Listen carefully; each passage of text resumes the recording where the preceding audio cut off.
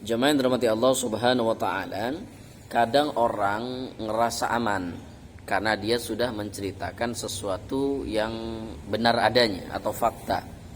Dia bilang, "Ya saya kan ceritanya benar, saya nggak bohong, emang orangnya kayak gitu kok." Jadi dia ngerasa aman menyampaikan cerita atau menyampaikan sesuatu karena itu adalah sesuatu yang benar, fakta. Padahal itulah yang menyebabkan dia mendapatkan dosa ghibah. Maka Allah Subhanahu wa taala dalam Al-Qur'an surah Hujurat ayat 12 mengingatkan kepada kita, wala taghtib ba'dukum ba'da. Jangan sampai kita ini menghibah, menggunjing antara satu dengan yang lainnya. Kenapa demikian? Karena dosanya ini luar biasa. Sampai Allah gambarkan dalam ayat ini dosa ghibah itu, ayuhibbu ahadukum ayyakula lahma akhi, yaitu seperti halnya kita memakan daging saudara kita sendiri yang telah mati. Jamaah, kita ke pasar, kita beli daging ayam atau daging sapi. Karena kita nggak teliti, kita ambil saja sesuka hati. Sampai di rumah kita buka, ternyata dagingnya sudah mulai busuk. Karena sudah mulai busuk, kita ngerasa jijik. Akhirnya daging yang kita beli kita buang, nggak mau makan. Nah, sedangkan dosa ghibah ini Allah gambarkan besarnya dosa ini adalah seperti kita memakan daging saudara kita sendiri yang telah mati.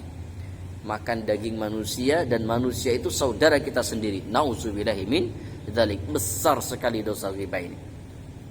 Maka ada kisah ketika Aisyah radhiyallahu anha bersama Rasulullah sallallahu alaihi wasallam, beliau menyebutkan perempuan itu pendek. Atau dalam riwayat lain disebutkan yang dimaksud adalah Sofia. Sofia itu pendek.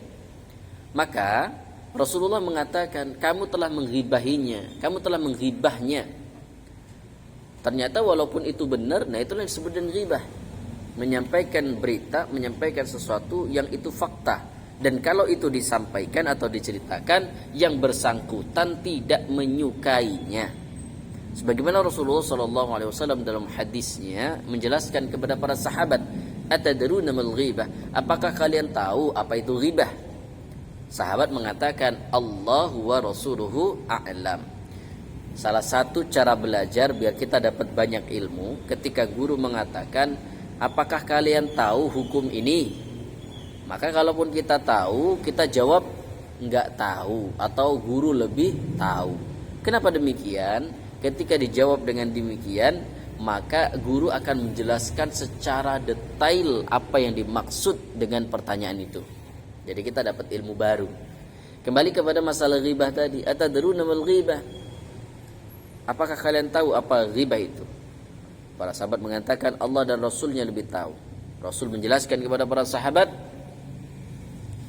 zikruka akhaka bimak yakrahu. Ghibah adalah engkau menyebutkan sesuatu yang ada pada saudaramu, dan kalau disebutkan maka dia tidak suka dengannya. Jangan dirahmati Allah Subhanahu wa taala.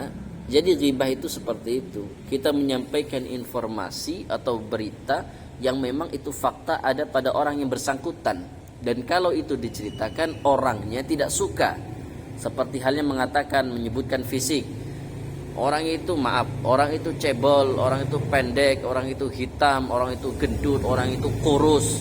Dan kalau itu disebutkan yang bersangkutan gak suka, maka disebutlah itu dengan ghibah.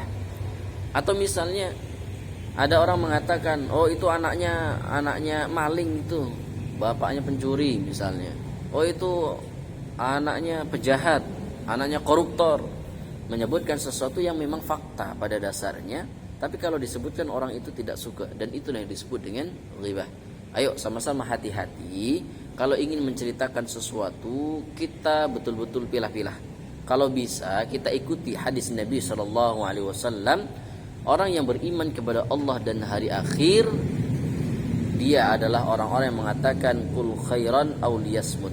Kalau bisa dia mengatakan sesuatu yang baik. Kalau nggak bisa mengatakan yang baik, maka lebih baik dia memilih diam. Diam adalah emas jika kita menggunakan diam itu untuk menghindari dosa kepada Allah Subhanahu wa taala ataupun kepada sesama.